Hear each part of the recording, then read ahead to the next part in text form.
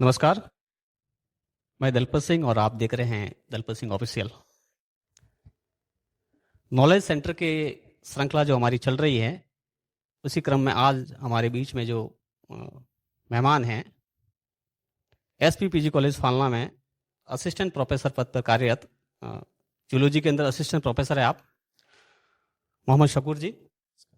तो सबसे पहले मैं आपका दलपत सिंह ऑफिशियल में हार्दिक स्वागत और अभिनंदन करता हूँ। आप पधारे हैं आज, अपना अमूल्य समय निकाल करके आपने जो हमारे चैनल के के लिए जो टाइम दिया है, बहुत बहुत आभारी है हम आपके लिए। आप एसपीपीजी कॉलेज फालना के अंदर असिस्टेंट प्रोफेसर के पद पर कार्यरत हैं, तो सर थोड़ा आपके बारे में कुछ बताइए कि आप कहाँ से हैं और आपकी एजुकेशन कहाँ से हुई है, स्कूल एजुकेशन, कॉलेज की एजुकेशन, हायर स्टडी मतलब कहाँ से हुई है, फिर आपने क्या क्या कर रखा है। धन्यवाद सर। सबसे पहले आपको बहुत बहुत धन्यवाद कि मुझे आपने आज इनवाइट किया यहाँ पे। मैं प्रॉपर अगर देखा जाए तो मैं छोटे से गांव से बिलोंग करता हूँ। अपने राजस्थान के अंदर पाली डिस्ट्रिक्ट के अंदर एक गांव है बीजापुर नाम का। मेरी स्कूल एजुकेशन कहीं ना कहीं गांव से ही हुई है। मैंने 10th तक वहीं पे पढ़ाई की और उसके बाद में 12th मैंने वहाँ के पास में बाली नाम का एक छोटा सा टाउन है जो कहीं ना कहीं हमारे यहाँ की तहसील भी लगती है, उस तहसील से मैंने की। और हायर एजुकेशन के लिए मैंने पहले तो पास के अंदर गवर्नमेंट कॉलेज है, गवर्नमेंट कॉलेज शिवगंज जो सिरोही डिस्ट्रिक्ट के अंदर आता है, वहाँ से मैंने ग्रेजुएशन किया। फिर पोस्ट ग्रेजुएशन के लिए मैंने महर्षि दयानंद सरस्वती यूनिवर्सिटी अजमेर के अंदर जो है उससे डिपार्टमेंट ऑफ जूलॉजी से मैंने वहाँ पे एमएससी की जूलॉजी के अंदर। और उसके बाद में उसी साल मैंने एक एग्ज़ाम होता है, काफ़ी पॉपुलर एग्ज़ाम है नेट का, तो मैंने उसी साल पैरेलली तैयारी के बाद में एमएससी कंप्लीट होने के बाद में मैंने नेट का एग्ज़ाम दिया और वो मेरा क्लियर हो गया था दिसंबर 2017 के अंदर। और उसके बाद में मैंने as a assistant professor join किया और वर्तमान में मैं एसपीपीजी कॉलेज फालना के अंदर असिस्टेंट प्रोफेसर ऑफ जूलॉजी के पद पर कार्यरत हूँ। 3 साल से अभी मैं यहाँ पे हूँ। 3 साल हो गए आपको यहाँ पर ज्वाइन किए हुए। साइंस स्ट्रीम से सर आप हो? हाँ सर। बीएससी कर रखा है आपने और अभी आप यहाँ पर जो एमएससी जूलॉजी की क्लासें हैं उनको आप हैंडल कर रहे हो। तो एमएससी जूलॉजी सर, ये जो सब्जेक्ट है सर, कि ये पोस्ट ग्रेजुएशन डिग्री है। हाँ सर। कि बीएससी करने के बाद कोई स्टूडेंट अगर हायर एजुकेशन की ओर जाता है तो ये डिग्री लेता है। तो अगर कोई बच्चा एमएससी जूलॉजी करना चाहे तो उसके लिए न्यूनतम योग्यता क्या रहेगी सर? हाँ सर, अलग अलग यूनिवर्सिटीज़ के अंदर सर कुछ पैरामीटर्स पे अलग अलग योग्यता हैं। मैं इस कॉलेज में कार्यरत हूँ तो मैं थोड़ा सा जय नारायण व्यास विश्वविद्यालय जो जोधपुर वाला है उसकी योग्यता पे मैं बात कर लेता हूँ। वैसे जनरली क्या है कि आपके पास बीएससी होना चाहिए, बैचलर ऑफ साइंस होना चाहिए, और उसमें जो कोर सब्जेक्ट्स जो होती है उसमें आपके पास बॉटनी, केमिस्ट्री और जूलॉजी में सब्जेक्ट हैं। ये कहने का मतलब यही है कि आपके बीएससी में एक सब्जेक्ट जूलॉजी जो है वो होना चाहिए। और उसके बाद में अगर आप एसटी एससी कैटेगरी के अंदर आते हो तो 55 परसेंटेज से कम भी अगर आपके परसेंटेज है तो आप कर सकते हो। जैसे कि आपके 50% है तो भी आप एलिजिबल हो, और ओबीसी जनरल में आते हो तो आपके चाहिए 55%। और ये मिनिमम एलिजिबिलिटी कहीं ना कहीं मतलब जो अगर एमएससी आपको जूलॉजी करना है तो अलग अलग विश्वविद्यालय के अंदर अलग अलग योग्यता का थोड़ा निर्धारण कर रखा है। और चूंकि आप जैसे कि जो आपका कॉलेज है ये एसपीपीजी कॉलेज फालना, तो ये जो है उसकी जो ये संबंध है आपके जय नारायण व्यास विश्वविद्यालय जोधपुर से, तो इसमें जैसे आप बता रहे हो कि ग्रेजुएट हो स्टूडेंट और बायो सब्जेक्ट होना जरूरी है हाँ, उसमें। उसमें बायो में भी आप कह सकते हैं कि जूलॉजी होना बीएससी जरूरी है। बीएससी बायो जूलॉजी होना चाहिए। अच्छा, उसमें भी जूलॉजी होना हाँ, वन चाहिए। Of the subject is zoology होना कोर सब्जेक्ट जिसको आप कोर बोल रहे सब्जेक्ट हो। कह सकते हैं हम। अच्छा, तो वो फिर एमएससी जूलॉजी में एडमिशन ले सकता है। और जैसा कि आपने बताया कि उसमें जो परसेंटेज हैं, तो अगर जनरल से आता है या ओबीसी कैटेगरी से आता है तो उसके लिए 55 है। और अगर आप जो क्या कहते हैं उसको एसटी एससी और उसमें उस कैटेगरी से आते हो तो आपके लिए जैसे कि सब्जेक्ट जो परसेंटेज होंगे वो होंगे आपके 50, मतलब 55 से कम होगा तो भी एडमिशन नहीं मिलेगा। हाँ, मतलब उनके लिए हो जाएगा। और हाँ, जनरल के लिए अलग अलग बना रखा है। बट सर इसमें जैसे जय नारायण व्यास विश्वविद्यालय में अगर कोई फीमेल कैंडिडेट है तो अच्छा, उसके लिए महिलाओं के लिए percentage अलग के है। लिए उन्होंने रिलैक्सेशन दे रखा है, अच्छा। उसमें कोई परसेंटेज वाला कोई नियम उन्होंने लागू नहीं किया, पहले था बट वो हटा दिया अभी वर्तमान फीमेल में। के लिए भले वो भी जनरल की हाँ हो या हाँ, उससे रिजर्व कोई, कैटेगरी हाँ की हो। उससे कोई लेना देना नहीं है। अच्छा अच्छा। हाँ तो सर ये जो एमएससी जूलॉजी है, जैसे उसकी योग्यता आपने बीएससी जूलॉजी, बीएससी बायो में जूलॉजी कोर्स हाँ सब्जेक्ट ये बताइए। एमएससी में मेजर इसमें भी कोई कोर्स सब्जेक्ट होता है क्या? और हाँ सर, होते हैं सब डिवाइड सब्जेक्ट आप कह सकते हैं। जी सर। जैसे कि जो बड़े बड़े सब्जेक्ट में अगर मैं कहूँ, मतलब उसमें भी फिर विषय हाँ विशेषज्ञ जो हाँ बनते हैं ना, तो उसमें भी कोई होते हाँ, हैं? जैसे मैं बताना चाहूँगा आपको, जी जी। एक बड़े सब्जेक्ट जैसे हैं, जैसे आप कह सकते हैं कि बायोकेमिस्ट्री होती है, सेल एंड मॉलिक्यूलर बायोलॉजी होती है, डेवलपमेंट बायोलॉजी होती है, जेनेटिक्स होती है, इवोल्यूशंस पढ़ते हैं हम। तो ये बड़े बड़े सब्जेक्ट हैं जो आगे एग्जाम में भी कहीं ना कहीं कंपलसरी होते हैं, और ऑलमोस्ट सभी एमएससी जूलॉजी के सिलेबस में पढ़ाए जाते हैं। इस विश्वविद्यालय के सिलेबस में भी ये लगभग सारे सब्जेक्ट जो है कवर होते हैं। तो अभी जो बच्चे आप जिस कॉलेज में हो, उसमें जो बच्चे एमएससी कर रहे हैं जूलॉजी के अंदर, तो उनके लिए भी कोई कोर्स सब्जेक्ट है क्या इस अलग से? हाँ सर, हमारे इस सब्जेक्ट में जैसे कि मेजर जो पोर्शन है वो हमारे इनवर्टिब्रेट और वर्टिब्रेट का आता है। जैसे हम कह सकते हैं एनिमल डाइवर्सिटी जो होती है, प्राणियों की विभिन्नताएं, प्राणी। वो सबसे बड़ा पोर्शन रखा गया है इन्होंने। अच्छा अच्छा। और उसके अलावा जो भी मैंने कोर्स सब्जेक्ट में बात की, उसका भी पोर्शन लगभग सभी में है, हर अच्छा विश्वविद्यालय में ये सिलेबस में है। अच्छा। अब जैसे कोई बच्चा एनपी इसमें भी लागू है सर आपके? हाँ सर, एनईपी क्या था कि जयनारायण विश्वविद्यालय के अंदर लास्ट ईयर जो पीजी का जो था, उसमें भी इन्होंने कहीं ना कहीं जब यूजी में एनईपी अप्लाई की थी, तब इन्होंने पीजी में भी एनईपी अप्लाई कर दी। उससे पहले एनुअल सिस्टम था। अब पीजी अप्लाई करने के बाद में इस यूनिवर्सिटी के अंदर जो जो कॉलेज आ रहा है, उसमें भी एनईपी अप्लाई है, और पीजी में सेमेस्टर सिस्टम कर दिया इन्होंने। तो जैसे जनरली होता है प्रीवियस और फाइनल ईयर, हाँ तो सही, प्रीवियस के अंदर भी 2 सेमेस्टर है और फाइनल के अंदर भी हाँ 2 बिल्कुल सेमेस्टर कुछ है। ऐसा ही है। अब जैसे किसी ने एमएससी कर दी सर, ठीक जैसे सर। यहाँ बच्चे आपके कर रहे, तो जूलॉजी में हम्म। उन्होंने एमएससी कर दी, उसके बाद में ऐसे कौन कौन से एग्जाम है जो वो देगा फिर आगे, कंपटीशन क्षेत्र में आना चाहे तो उसके लिए कोई एग्जाम वगैरह? सर एमएससी अगर आपका जूलॉजी से है, या फिर हम मैं ये भी कहूँ कि जूलॉजी जो आती है कहीं ना कहीं एक सब्जेक्ट है साइंस का, जिसे हम कहते हैं लाइफ साइंसेज, उसमें आ जाती है।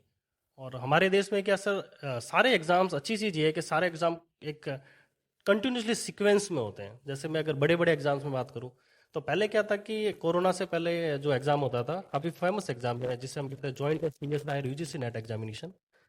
ये पहले दिसंबर और जून और जुलाई, जून जुलाई के शेड्यूल में होता था। कोरोना के बाद में थोड़ा सा वो एनटीए ने ले लिया और डिले हो गया। इस वजह से ये एग्जाम जनवरी और फरवरी में चला जाता है। तो मैं एक मान लेता हूँ कि एग्जाम जनवरी के आसपास होता है शेड्यूल के अनुसार। तो पहला एग्जाम आपका जनवरी में होगा, joint CSR UGC net examination, जो एज अ सब्जेक्ट आप लाइफ साइंसेज देंगे अगर आपका एमएससी जूलॉजी है तो। उसके बाद दूसरा काफ़ी फेमस एग्जाम होता है, फरवरी के फर्स्ट और सेकेंड वीक में शेड्यूल में आता है, जिसे कहते हैं GATE, graduate aptitude test for engineering होता है। वो भी एमएससी जूलॉजी में होता है, आप एलिजिबल हो। और इसके 2 पेपर जो होते हैं आप दे सकते हो। इसमें एक पेपर होता है लाइफ साइंसेज का, और एक पेपर होता है सर इवोल्यूशन का। 2 दे सकते हो, जो आप कहीं ना कहीं भारत के अंदर जो बड़ी इंस्टीट्यूट है, जैसे हम आईआईटीज कहते हैं, और एक और इंस्टीट्यूट है आईएससी बेंगलोर, वो एक के बाद एक सीक्वेंस में वो एग्जाम कंडक्ट करवाते हैं। उसके बाद मार्च के आसपास एक एग्जाम होता है जिसे हम कहते हैं DBT JRF, department of biotechnology exam करवाती है। और उसके बाद में एग्जाम जो होता है, मार्च आपका महीना आ जाएगा, मार्च अप्रैल के आसपास ये एग्जाम होगा। और उसके बाद वापस वो जून के आसपास एग्जाम आ जाता है, जिसमें आपका वापस जॉइंट सीएसआर एग्जामिनेशन हो जाएगा। और जून के बाद में वापस शेड्यूल आता है आपके, हम जाते हैं जून के बाद में नवंबर के आसपास एक एग्जाम होता है जिसे हम कहते हैं आईसीएमआर जेआरएफ। तो ICMR JRF Indian council of medical research जो है वो एग्जाम करवाती है। उसमें भी अगर आप एमएससी जूलॉजी हो तो आप एलिजिबल हो, और वापस आपका वही दिसंबर जनवरी आ जाएगा, और वापस आपका जॉइंट अच्छा सीएसआर एग्जामिनेशन आ जाएगा। यानी पूरे साल अपनी तैयारी आप कंटिन्यू रख सकते हो। अच्छा। तो इसमें जैसे आपने एग्जाम बताया, इसमें ऐसा भी है कोई एग्जाम जिसमें आप प्रीवियस के साथ में भी एग्जाम, जैसे प्रीवियस आपका हो गया और फाइनल आपका रनिंग में है, हाँ तो वो भी दे सकता है? हाँ, जैसे कि क्या है कि इसमें जैसे कि आपका नेट का एग्जामिनेशन है वो आप रनिंग में दे सकते हो। जैसे हमारे कॉलेज के बच्चों ने इस साल भरा है, और वो अभी जो फरवरी में एग्जाम कंडक्ट होगा उसमें वो देंगे। और मान लीजिए आप एलिजिबल हो जाते हो, मान लीजिए आपका फर्स्ट सेमेस्टर में आपका क्लियर हो जाता है या सेकंड सेमेस्टर में क्लियर हो जाता है, तो जिस दिन आपका रिजल्ट डिक्लेयर होता है उसके बाद 2 साल आपको टाइम पीरियड दिया जाता है। सर्टिफिकेट में लिखा होता है कि 2 साल आपका एमएससी जो है वो कंप्लीट होना चाहिए, तो एलिजिबल हो जाते हैं, 2 साल तक हो जाती है एमएससी। वो है आप लगभग सारे एग्जाम जो होते हैं वो आप रनिंग में दे सकते हो एक बार। लेकिन उनको फाइनल जो सर्टिफिकेट जिसको क्या है कि वो तब हाँ, मिलेगा वो जब आप कह सकते अपनी हैं डिग्री वैलिड को पूरा वैलिड कर लोगे हाँ आप। वैलिड सर्टिफिकेट तभी गिने जाएंगे। हाँ आप। हाँ, इसमें एक एग्जाम रह गया, काफी फेमस एग्जाम है, जी जी। जिसे हम कहते हैं बीआरसी का exam. Bhabha atomic research centre जो है वो एग्जाम कंडक्ट करवाता है। वो तो एग्जाम नहीं आप कह सकते, वो तो एज ए जॉब ही होता है, अच्छा साइंटिफिक ऑफिसर की जॉब होती है। अच्छा। जो एमएससी अगर आपका जूलॉजी है उसमें आपका कंप्लीट होना चाहिए एमएससी। एमएससी करने के बाद सीधा आप वो एग्जाम लेता है क्या? आपका एग्जाम होता बीआरसी। है, बीआरसी एग्जाम करवाती है, जी हर जी। साल होता है, अच्छा गवर्नमेंट ऑफ अच्छा। इंडिया के अंदर होता है, फर्स्ट ग्रेड की पोस्ट है ये। और इसका एग्जाम मुंबई का जो इनका मेन सेंटर बना हुआ बीआरसी का वो करवाता है। इसमें आपका रिटर्न जो होगा वो सिर्फ क्वालिफाइंग होता है, आपका सिलेक्शन जो होगा प्योर इंटरव्यू बेस पे होगा। अच्छा, जो एक तरह से आपको पहले तो वो रिटर्न क्लियर करना है आपको, हाँ लेकिन वो क्वालिफाई है केवल। क्वालिफाइंग हाँ, मेरिट उससे कट को ऑफ मेरिट बनेगी, नहीं उसमें बनेगी। कट ऑफ बनेगी, कट ऑफ आपकी कट ऑफ इंटरव्यू के वाले लिए को। कट ऑफ बनेगी अच्छा, कहीं ना कहीं। उसके बाद जो इंटरव्यू में है उनका मेन सिलेक्शन का जो क्राइटेरिया है वो बिल्कुल इंटरव्यू है इनका। चलो बहुत अच्छी बात है सर ये। तो सर जैसे कि आप जो बता रहे थे इसमें भी वो परसेंटेज वाला तो होगा मामला, जैसे कि ये। हाँ, जनरली जो इंडिया में जो ज्यादातर जो परसेंटेज का मामला वो यही है कि आप अगर ST SC कैटेगरी में आते हो तो आपको मिनिमम 50% चाहिए होते हैं। और ST SC के अलावा आप OBC EWS या जनरल से आते हो तो वही आपके 55% चाहिए। ये एलिजिबिलिटी कहीं ना कहीं नेट में भी है। अच्छा। अगर आपका नेट हो भी गया और आप परसेंटेज की कैटेगरी में नहीं आते हो तो वो वैलिड सर्टिफिकेट आपका गिना नहीं जाएगा। एमएससी के बाद में पीएचडी वगैरह के लिए भी इसमें बिल्कुल बिल्कुल चांसेस। बिल्कुल। जैसे क्या बायो में तो सर PhD के लिए गवर्नमेंट ऑफ इंडिया कह सकते हैं ना कि आखिरकार जो बड़ा जो सोर्स होगा ना इंसान की लाइफ के ऊपर ही खर्च किया जाएगा, तो गवर्नमेंट ऑफ इंडिया भी लाइफ में ज़्यादा खर्च करती है। जिसमें आप एक तो JRF जो इसे कहते हैं जूनियर रिसर्च फेलोशिप, जो PhD के लिए हम करते हैं, तो उसमें पहला तो आपका नेट से होगा, जो CSR UGC नेट होगा, जो JRF देगा आपको, जो आपकी UGC नेट की जो सब्जेक्ट है जी उसी जी। में भी होती है। बट इसमें एक दो फायदे और है, जैसे कि हमारे एक एग्जाम कंडक्ट होता है DBT JRF, department of biotechnology करवाता है, वो भी JRF देता है, जो सेम ही है लगभग UGC JRF के जैसा ही है। और एक और होता है ICMR JRF, जो Indian counselling of medical research खुद करवाती है, और वो भी कहीं ना कहीं JRF देता है। तो हम कह सकते हैं कि हमारे पास साल में 3 एग्जाम जो है वो JRF के लिए है। जेआरएफ के लिए उसमें किसी में भी आप अगर 3 एग्जाम एलिजिबल हो जाते हाँ, हो तो इंडिया में तो आपके 3 मतलब। एग्जाम तो JRF मेरे ख्याल से दूसरी स्ट्रीम में है भी नहीं। हाँ, तो इकोनॉमिक सपोर्ट पूरा मिल जाता है हाँ फिर बिल्कुल बिल्कुल, क्योंकि फंड सर आखिरकार इंसान बीमार है ना, अच्छा। तो बीमारी पे ऊपर सबसे ज्यादा खर्च होगा सर। प्राइवेट सेक्टर में भी इसके काफ़ी चांसेस होते हैं। और हाँ सर। तो गवर्नमेंट जॉब के लिए अगर कोई अप्लाई करना चाहे आफ्टर एमएससी जैसे कि, तो उसमें और कौन कौन से फील्ड है जिसमें वो जा सकता है? अच्छा। तो PhD के थ्रू तो आप असिस्टेंट प्रोफेसर के जी लिए जी। जा ही सकते हो। और अगर अगर नॉन पीएचडी से कोई नॉन है तो PhD और। में बात करें तो जैसे कि एक काफ़ी फेमस एग्जाम होता है जिसे हम असिस्टेंट प्रोफेसर कहते हैं, जिसके थ्रू हम बनते हैं, जो वेरियस PSC करवाती है, पब्लिक सर्विस हाँ, कम्युनिकेशन। अलग अलग स्टेट जैसे में अलग अगर अलग। हम बात करें तो मेरा कॉलेज राजस्थान में आता है, तो थोड़ा सा मैं RPSC जो राजस्थान पब्लिक सर्विस कम्युनिकेशन है जो एग्जाम करवाती है उस जी पर जी थोड़ा सा मैं बता दूं। अभी लेटेस्ट इसकी वैकेंसीज भी आई है कई। जी जी। तो उसमें आपके क्या MSc जूलॉजी होना चाहिए, और उसके बाद अब ये हो गया कि कोर्स जो हैं जैसे बायोकेमिस्ट्री है, आपके जेनेटिक्स है, उससे भी MSc है तो कहीं ना कहीं एलिजिबल हो जाते हैं। बट उस सिलेबस के पॉइंट ऑफ व्यू से देखें, सबसे बड़ा कहीं ना कहीं सिलेबस जो है वो MSc जूलॉजी का ही है। जिसमें अगर मैं RPSC में असिस्टेंट प्रोफेसर में बात करूँ तो 3 पेपर होते हैं, पेपर फर्स्ट और पेपर सेकेंड, जो प्योर सब्जेक्टिव होंगे, और जिसमें 75 मार्क्स का 2 क्वेश्चन पेपर होंगे। जो आपके नंबर ऑफ क्वेश्चन उसमें वन के अंदर 150 क्वेश्चन होंगे। और इसके अलावा तीसरा subject Rajasthan public service communication जो एग्जाम करवाती है, उसमें तीसरा सब्जेक्ट जो होता है आपका pure general study of Rajasthan होता है, और वो आपके 50 मार्क्स का ही होता है। आरपीएससी का ये हाँ, जो RPSC का। आपसे पूरा जो एग्जाम हो रहा है उसमें आप जो बता रहे हैं कि ये हाँ, पेपर होते हैं आपके कॉलेज में सर, ये जो एमएससी के एडमिशन होते हैं तो क्या प्रोसेस होता है उसका? ये ऑनलाइन है, ऑफलाइन है, कैसे है? वैसे तो हमारे कॉलेज में तो अभी तो जो प्रोसेस है वो ऑफलाइन ही हो रहा है। जी जी।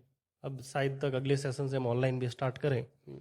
तो इसमें तो सर ये है कि आप हमारे कॉलेज में जून जुलाई से एडमिशन स्टार्ट होते हैं, और वही हमारी जो JNR विश्वविद्यालय यूनिवर्सिटी के जो एलिजिबिलिटी है मिनिमम, उसके अनुसार ही हम एडमिशन यहाँ पे दे सकते हैं। जैसे कि वही आपकी परसेंटेज 55 या 50 होने चाहिए अगर आप कैटेगरी में आते हो तो। और एडमिशन का प्रोसेस हम जुलाई से स्टार्ट कर देते हैं, और एडमिशन हमारे अब अगस्त तक होते हैं, क्योंकि बहुत सारे बच्चे जो होते हैं वो B.Ed में भी एनरोल होते हैं। तो कहीं ना कहीं वो थोड़ा सा वेट भी करते हैं। और उसके बाद में कुछ बच्चे जो डायरेक्ट भी आते हैं बीएससी के बाद में, और एडमिशन बीएड, जिनका बीएड कंप्लीट भी होता है वो भी बीएड के बाद में एडमिशन लेने के लिए आते हो। तो कट ऑफ का हम जो डिसाइड करते हैं आपके जुलाई से लगभग, आप जुलाई से अगस्त एंड तक हम फाइनल कट ऑफ जो होती है वो रिलीज कर देते हैं, और फाइनल हमारा सेशन हम अगस्त के बाद स्टार्ट कर देते हैं। जो बच्चे आपके एडमिशन लेते हैं तो जनरली वैसे ऑफलाइन तो आपकी क्लासेस चलती हैं, हाँ सर। इसके साथ अगर बच्चा, आप मतलब बच्चों को क्या गाइड करोगे कि वो पढ़े ताकि उनको आगे के लिए, जैसे वो एग्ज़ाम, जैसे आपने बताया काफ़ी अच्छी जानकारी दी आपने, तो वो एग्ज़ाम जल्दी उनके क्लियर हो जाए, उनको वो नॉलेज वो एमएससी करते हुए उनको वो मिल जाए। क्योंकि कई बार कई बच्चों के साथ ये समस्या होती है कि हम सर क्या पढ़े, कौन सी किताबें पढ़े वगैरह। जो बच्चे आते हैं ना वो तो ठीक है, मिलता है उनको वो जानकारी, लेकिन अगर वो एमएससी के साथ ही वो किताबें पढ़ ले ताकि आगे उनका नेट जल्दी से क्लियर हो जाए और गवर्नमेंट जॉब के लिए वो, या उनको आगे भी पीएचडी वीएचडी करनी है कोई भी सब्जेक्ट, जो इस फील्ड में अगर उनको जाना है कैरियर या गवर्नमेंट सेक्टर में विशेष रूप से, तो बुक्स जो है कौन कौन से आप सजेस्ट करोगे? बिल्कुल, ज़्यादातर जो गवर्नमेंट सेक्टर के लिए जो एग्ज़ाम हो रहे हैं आफ्टर एमएससी जूलॉजी अगर हम कहें, तो आप मान लीजिए ये कह लीजिए कि फर्स्ट ग्रेड स्कूल एजुकेशन के लिए या फिर असिस्टेंट प्रोफेसर कॉलेज एजुकेशन के लिए, तो जूलॉजी अगर एमएससी है तो उसमें एक बड़ा पोर्शन होता है एनिमल डाइवर्सिटी का, जो लगभग टोटल सिलेबस का 40% कवर कर रहा होता है। अच्छा। और जिससे हम कह सकते हैं कि इनवर्टिब्रेट और वर्टिब्रेट जो बड़ा पोर्शन कवर कर रहा है। उसके लिए जो अभी जो स्टैंडर्ड जो बुक चलती है उसमें तो वैसे इनवर्टिब्रेट के लिए हम बैरिंगटन पढ़ते हैं, बट बैरिंगटन जो ऑथर है उसकी बुकें वैसे देखा जाए तो कंपटीशन जो पब्लिक सर्विस कम्युनिकेशन करवाती है हाँ। उसमें वहाँ से क्वेश्चन डायरेक्ट नहीं पूछने की कोशिश करता। वो थोड़ी लैंग्वेज भी उनकी वैसी है इंग्लिश की, जो अगर मान लीजिए कोई ग्रामीण को इलाके ग्रामीण में- लेवल से बच्चा मेरे आता है तो जैसे उससे टफ ग्रामीण होता है इलाके थोड़ा। उनके लिए फिर उनको समझना भी टफ है, और उस लेवल के क्वेश्चन भी नहीं बनाए जाते कहीं ना जी। कहीं। तो उनके लिए बेस्ट ये है कि एक हिंदी और इंग्लिश दोनों में आती है एक ऑथर की बुक, मेरठ पब्लिकेशन की आती है जिसे हम RL कोटवाल कहते हैं, वो सफिशिएंट है, वो दोनों के लिए आती है, इनवर्टिब्रेट के लिए और वर्टिब्रेट, जो आपकी लगभग एनिमल डाइवर्सिटी का अच्छा पोर्शन कवर कर लेती है।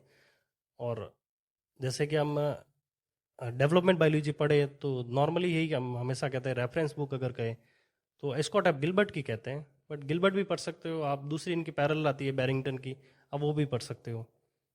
इकोलॉजी के लिए जैसे ओडम की बुक आती है, अब वो भी पढ़ सकते हो इकोलॉजी के लिए। और वो नहीं बैठ रही हो तो पैरेलल इसकी पीडी शर्मा भी आते हैं। ऐसे जो स्टैंडर्ड बुक्स हैं जो हैं उनकी पैरेलली कट काट के उन्होंने बना रखी है, हाँ, जो सरल भाषा में जनरली और समझ एक में आ जाए, ग्रामीण क्योंकि- बच्चा आराम से हाँ, उसको समझ ले क्योंकि अगर हम मैं ये कहूँ कि आप इनवर्टिब्रेट के लिए बैरिंगटन पढ़िए तो आप बैरिंगटन पढ़ भी लोगे और वो आपको समझ में नहीं आ रही हो और एग्जाम में आप सही नहीं कर पा रहे हो। हाँ सही बात है। जैसे कोई सरकारी स्कूल, मतलब हाँ, बिल्कुल। सरकारी इन द सेंस जैसे कि वो हिंदी माध्यम से पढ़ा हुआ हाँ। है, बच्चा आया जैसे कि उन्होंने अपनी ग्रेजुएशन तक की जो एजुकेशन हिंदी मीडियम से की और फिर वो अचानक इस फील्ड में आता है, तो ये बिल्कुल। टफ किताबें होती है हाँ, थोड़ी। वही बात कि पब्लिक सर्विस कम्युनिकेशन के जो एग्जाम्स हो रहे हैं वो भी उस लेवल के क्वेश्चन पूछने की कोशिश भी नहीं करते, क्योंकि उनको भी पता है कि एग्जाम आखिरकार हमें भी तो जॉब देना है। Job देना। ऐसा भी नहीं कि हमें 100 में से कि सभी बच्चों को फेल करना है, तो वो क्वेश्चन थोड़े उस लेवल के बनाए जाते हैं। और ये बात नेट के लिए, तो नेट में ज़्यादातर जो बायो में जो नेट होती है, जैसे लाइफ साइंसेज की जो नेट होती है, उसमें क्वेश्चन ज़्यादातर जो होते हैं अप्लाइड क्वेश्चन आते हैं। तो आपकी कितनी किताबें रट भी लोगे, आपके चीज़ें समझ नहीं पा रहे हो अप्लाइड लेवल की। कंसेप्ट क्लियर होना चाहिए हाँ, कुल मिला के। कहने का मतलब ये भी कह सकते हैं, हाँ, अप्लाइड चीजें नहीं समझ रहे हो तो आपका वो नेट भी नहीं हो पाता के। और मैं तो मेरा कहूँ तो मैं तो हिंदी मीडियम से पढ़ा हुआ था, और मैंने तो ये कहूँ तो मैंने एमएससी के बाद पहली बार ही नेट दिया था। तो जो मुझे देख रहे हैं कि उनके लिए अच्छी खबर है, उन हिंदी मीडियम वालों के लिए, कि सर खुद जो है वो हिंदी मीडियम से पढ़े हुए हैं और आज इस फील्ड में हैं, तो आप भी काफ़ी संभावना है इसके अंदर। और कुछ सर कोई और कोई जानकारी ऐसी जो एक थोड़ी सी जानकारी है कि हम क्या, ज्यादातर आज की जो जनरेशन है वो हर कोई चीज यूट्यूब से पढ़ती है कि हाँ, YouTube आजकल कोई सोर्स कोई भी नहीं टॉपिक है, आपने कोई भी सर्च टॉपिक किया आप और यूट्यूब से पढ़ रहे हो, ना उनमें कोई लिटरेचर का सोर्स है ना किसी ऑथराइज बुक का सोर्स है, और हम पढ़ रहे हैं, फिर हम पढ़ते हैं कि हमारा सिलेक्शन नहीं हो रहा है। तो ये थोड़ा सा हाँ, नेगेटिव। यूट्यूब ने एक ये नुकसान तो किया ही है, जो कि उससे जो ऑफलाइन जो हमारी पढ़ाई थी, बच्चों किताबें उनके हाथ से छूट गई है, लाइब्रेरी सुनी हो गई है। बिल्कुल बिल्कुल। जैसे मैं मेरे एमएससी में बच्चों को जो पढ़ा रहा हूँ, जैसे अभी नेट का हम जो पढ़ रहे हैं, उसमें मैं हमेशा यही कहता हूँ कि आप एक थोड़ी सी किताब पढ़ने की आदत डालिए। हाँ, वो फीलिंग आनी हाँ, चाहिए आपके सामने मैं कोई ये किताब बात ये रखी सिर्फ हुई है। यूट्यूब भी नहीं कर रहा हूँ, ज्यादातर लोग क्या वीडियो पे पढ़ते हैं, और उसमें एक नेगेटिव पॉइंट ये भी, वीडियो वो मोबाइल में देखते हैं, उससे आपकी आंखों भी खराब हो रही है और आपकी जो बैठने की जो कैपेसिटी है वो भी कम हो जाती है।